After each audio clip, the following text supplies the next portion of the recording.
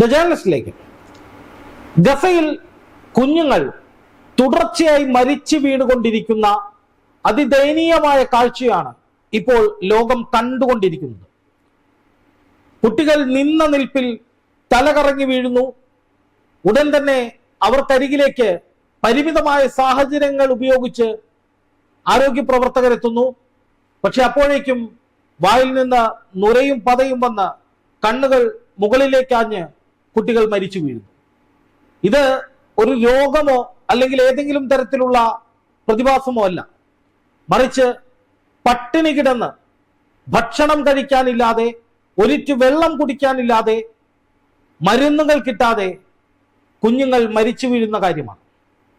ഗസയിൽ നിന്ന് ഇപ്പോൾ വരുന്നത് ലോകത്തെ ഞെട്ടിക്കുന്ന, മനുഷ്യരെ കരയിക്കുന്ന, നടുക്കുന്ന വിവരങ്ങൾ മാത്രമാണ്. ഇറാന്റെ പ്രസിഡന്റ് ഇബ്രാഹിം റൈസി കൊല്ലപ്പെട്ടതിന് പിന്നാലെ അല്ലെങ്കിൽ മരിച്ചതിന് പിന്നാലെ ഇസ്രായേൽ റഫയിലേക്കും ജബലിയ ക്യാമ്പിലേക്കും വെസ്റ്റ് ബാങ്കിലേക്കും ഒക്കെ ആക്രമണം ശക്തമാക്കുകയാണ്. ഇസ്രായേലിന്റെ കൊടും ക്രൂരത എത്രത്തോളമാണ് എന്ന് തിരിച്ചറിയണമെങ്കിൽ ഈ ആക്രമണത്തിനൊപ്പം അവർ ചെയ്യുന്ന മറ്റു ചില പ്രവൃത്തികൾ കൂടി നോക്കിക്കാണേണ്ടതുണ്ട്. ആ പ്രവൃത്തി എന്ന് പറയുന്നത് ഗസയിലെ ജനങ്ങൾക്ക് ഭക്ഷണവും വെള്ളവും മരുന്നും എത്തിച്ചിരുന്ന ആ ഇടനാഴി, റഫ അതിർത്തി, ഈജിപ്തുമായി അതിർത്തി പങ്കിടുന്ന റഫയിലെ ആ ഇടനാഴി, അത് ഇസ്രായേൽ അടച്ചു കളഞ്ഞിരിക്കുന്നു. നൂറുകണക്കിന് ട്രക്കുകളിൽ ഭക്ഷണവും വെള്ളവും മരുന്നും മറ്റ് അവശ്യ വസ്തുക്കളും കെട്ടിക്കിടക്കുകയാണ്. അതിൽ പുഴുക്കളും കീടങ്ങളും വന്ന് ആ ഭക്ഷ്യവസ്തുക്കൾ മുഴുവൻ നശിച്ചു പോയിക്കൊണ്ടിരിക്കുകയാണ് എന്നാണ് ഇന്ന് രാവിലെ BBC റിപ്പോർട്ട് ചെയ്തത്. BBC-യുടെ ആ റിപ്പോർട്ടിൽ പറയുന്ന കാര്യങ്ങൾ അത്രയും ഹൃദയഭേദകമാണ്. അതായത് ഒരു വശത്ത് ഈ റഫ അതിർത്തിയിൽ മാത്രം ഏതാണ്ട് 15 ലക്ഷത്തോളം അഭയാർത്ഥികൾ തിങ്ങിപ്പാർക്കുന്നുണ്ടായിരുന്നു. അതായത് മധ്യ ഗസയിൽ നിന്നും, തെക്കൻ ഗസയിൽ നിന്നും, വടക്കൻ ഗസയിൽ നിന്നും ഒക്കെ ആട്ടിപ്പായിക്കപ്പെട്ട, പലായനം ചെയ്ത പലസ്തീൻ ജനത ഒടുവിൽ എത്തി നിന്നത് റഫ അതിർത്തിയിലാണ്. 3-4 ലക്ഷം പേർക്ക് കഴിയാവുന്ന റഫയിൽ ഏതാണ്ട് 15 ലക്ഷത്തോളം പേരുണ്ടായിരുന്നു 2 ആഴ്ച മുമ്പ് വരെ. പക്ഷേ ഈ 2 ആഴ്ച മുമ്പ് ഇസ്രായേൽ ഒരു മുന്നറിയിപ്പ് കൂടി കൊടുത്തു, ഞങ്ങൾ കടുത്ത ആക്രമണത്തിന് തയ്യാറാവുകയാണ് എന്ന്. കുറച്ച് ആക്രമണങ്ങൾ നടത്തി 1000-ൽ താഴെ ആളുകൾ കൊല്ലപ്പെടുകയും ചെയ്തു. അതോടൊപ്പമാണ് ഇബ്രാഹിം റൈസിയുടെ മരണം ഉണ്ടാകുന്നത്. ഇതോടുകൂടി ഇസ്രായേൽ ആക്രമണം കടുപ്പിച്ചു. ഈ സാഹചര്യത്തിൽ റഫയിൽ നിന്ന് ഉള്ള ജീവനും എടുത്ത് ഓടിയത് 9 ലക്ഷത്തോളം അഭയാർത്ഥികളാണ്. അത്രയും ആളുകൾ റഫയിൽ നിന്ന് പലായനം ചെയ്തു, കൂട്ടപ്പലായനം. അതെവിടേക്കാണെന്നോ അവരെവിടെയാണെന്നോ അവരിൽ എത്ര പേർ ജീവിച്ചിരിപ്പുണ്ടോ എന്ന് പലസ്തീൻ അതോറിറ്റിക്ക് പോലും ഔദ്യോഗികമായ കണക്കുകളില്ല. അത്രയധികം ചിഹ്ന ഭിന്നമായി ചിതറിത്തെറിച്ചു പോയിരിക്കുന്നു അവർ. അതേസമയം ഈ റഫ അതിർത്തി വഴി കൊണ്ടുവരേണ്ട ഭക്ഷണവും വെള്ളവും മരുന്നും ഒക്കെ ഇസ്രായേൽ തടഞ്ഞു വെച്ചതോടുകൂടി, ഇസ്രായേൽ സൈന്യം തടഞ്ഞതോടുകൂടി ഗസയിലെ ജനങ്ങൾക്ക് ഭക്ഷണം കിട്ടാത്ത അവസ്ഥയാണ്. ഭക്ഷണമില്ല, ഒരിറ്റു വെള്ളമില്ല. കാരണം യുദ്ധം നടക്കുകയാണ്, തുടർച്ചയായി മിസൈലുകൾ വർഷിച്ചുകൊണ്ടിരിക്കുകയാണ്, വെടിയൊച്ചകൾ മുഴങ്ങിക്കൊണ്ടിരിക്കുകയാണ്, കെട്ടിടങ്ങൾ തകർന്നു വീണുകൊണ്ടിരിക്കുകയാണ്, സകലയിടത്തും പൊടിമയമാണ്. ആകാശത്തിലെങ്ങും ഈ യുദ്ധത്തിന്റെ അവശിഷ്ടങ്ങൾ പാറിക്കളിച്ച് നടക്കുകയാണ്.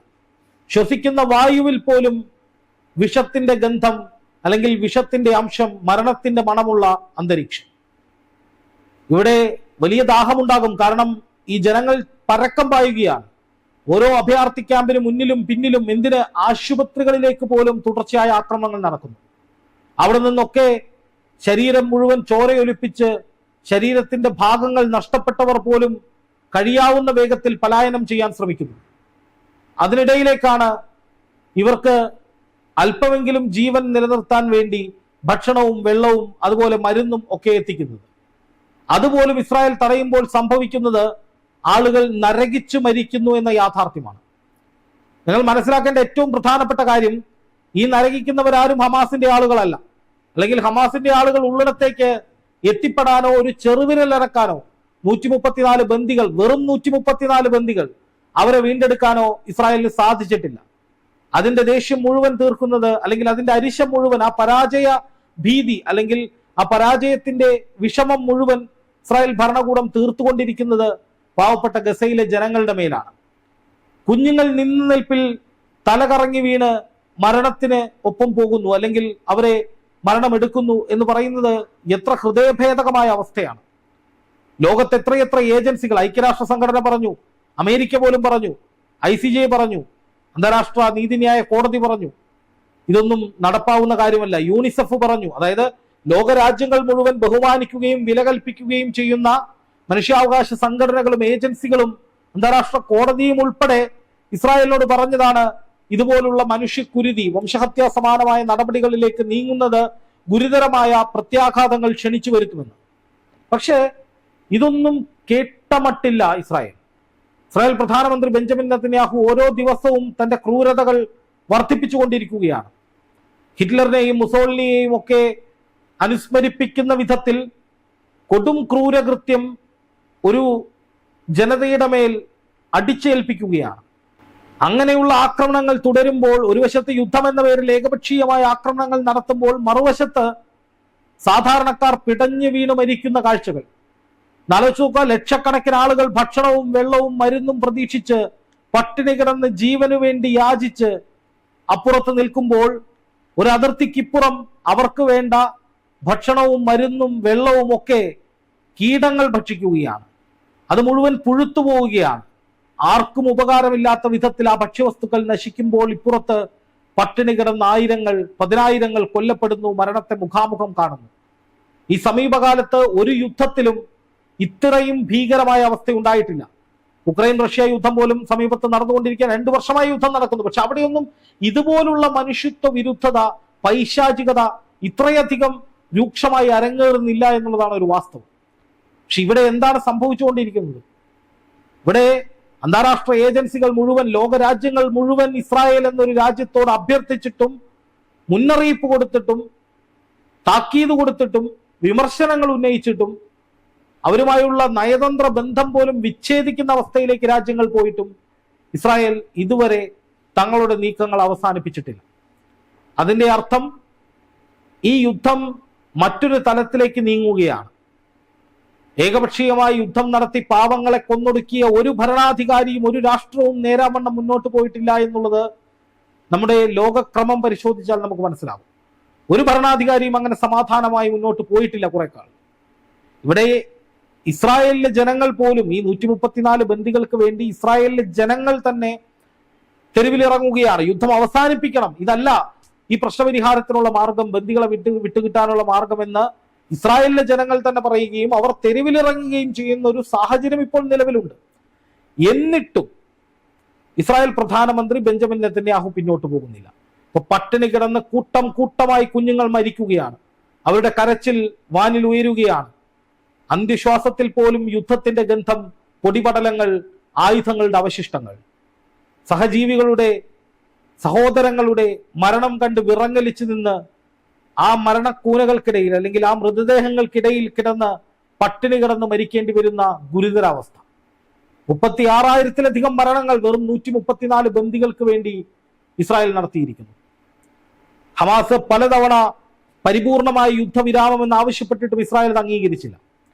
പലതവണ യുദ്ധം നിർത്തിവെക്കുന്നതിനുള്ള ചർച്ചകൾ നടന്നുവെങ്കിലും മനഃപൂർവ്വം യുദ്ധം മുന്നോട്ട് കൊണ്ടുപോകണമെന്ന ലക്ഷ്യത്തോടു കൂടി ഇസ്രായേൽ ഓരോ പണികളായി ഒപ്പിച്ചുകൊണ്ടിരുന്നു. ഇപ്പോൾ ഏറ്റവും ഒടുവിൽ പിഞ്ചു കുഞ്ഞുങ്ങൾ പിടഞ്ഞു മരിക്കുന്ന, കൂട്ടം കൂട്ടമായി മരിക്കുന്ന സാഹചര്യം. അൽഷിഫ ആശുപത്രിയിലെ 1000-ഓളം കുട്ടികൾ രോഗക്കിടക്കയിലുള്ള ആശുപത്രിയിലേക്കുള്ള ഇന്ധനം നിലച്ചിരിക്കുകയാണ്. ആ ആശുപത്രി അടച്ചുപൂട്ടുകയാണ്. അവിടുത്തെ പ്രവർത്തനം നിലയ്ക്കുകയാണ്.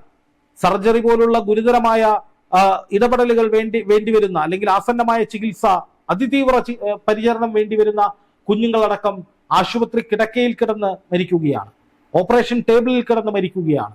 ഇന്നല്ലെങ്കിൽ നാളെ ജീവൻ തിരിച്ചു കിട്ടും, ചികിത്സയിലൂടെ ഭേദമാകുമെന്ന് വിചാരിച്ച് ആ ആശുപത്രികളെ ആശ്രയിച്ചിരുന്നവരൊക്കെയും മരണത്തിലേക്ക് പതിയെ പതിയെ പോവുകയാണ്. അതുപോലെ തന്നെയാണ് ഈ പറയുന്ന ഗസയിലെ സ്ത്രീകളുടെ അവസ്ഥ. 25,000-ഓളം സ്ത്രീകളും കുട്ടികളും മരിച്ചു കഴിഞ്ഞു. ഇനിയും നിരവധി പേർ ഭക്ഷണവും വെള്ളവും കിട്ടാതെ മരിക്കും, ചികിത്സ കിട്ടാതെ മരിക്കുമെന്ന കണക്കുകൾ പുറത്തു വരികയാണ്. അങ്ങനെ വളരെ ഭീതിജനകമായ, ആശങ്കാജനകമായ ഒരു യുദ്ധമുഖത്തും നമ്മൾ കണ്ടിട്ടില്ലാത്ത വിധത്തിലുള്ള പൈശാചികതയും ക്രൂരതയുമാണ് അരങ്ങേറിക്കൊണ്ടിരിക്കുന്നത് ഗസയിൽ.